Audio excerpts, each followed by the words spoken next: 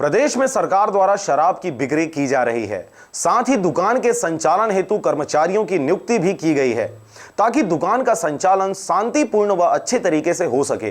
लेकिन सरकारी मदिरा दुकान में कार्यरत कर्मचारियों द्वारा उच्च अधिकारियों के आदेशों की अवहेलना करते हुए तय किए गए कीमत से अधिक कीमत में बेचने व अभद्रता करने का मामला लगातार सामने आ रहा है।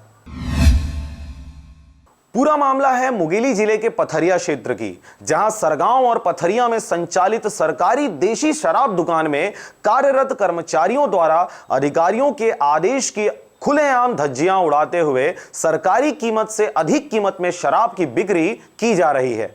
इतना ही नहीं, लोगों द्वारा इस बात का विरोध करने पर कार्यरत कर्मचारियों द्वारा गाली गलौज व अभद्रता किया जाता है। साथ ही मनमाने तरीके से शराब बिक्री करने की वजह से आए दिन शराब दुकान में अधिक भीड़ लगा होता है व कई बार इन्हीं सब बातों को लेकर मारपीट जैसा माहौल भी निर्मित हो जाता है। आपको बता दें कि सरकार द्वारा देशी शराब की कीमत 180 रुपए प्रति बोतल तय किया गया है, लेकिन कर्मचारियों द्वारा 200 रुपये यानी प्रति बोतल 20 रुपए अधिक वसूला जा रहा है। कहाँ के कतनम ले 200 तय कतनम ले बाबा ऐसे गलत नहीं है, हम ठीक ठाक।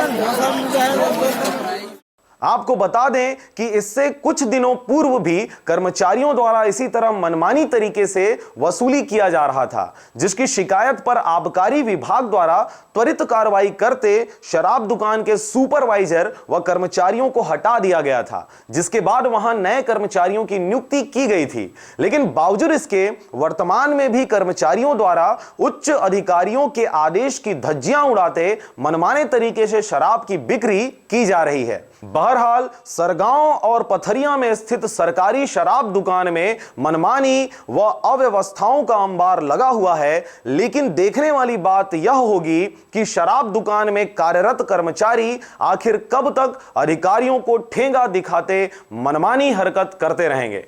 सरगांव से राजकुमार यादव व नारायण बंजारे के साथ ब्यूरो रिपोर्ट, आरजे रमझाझर।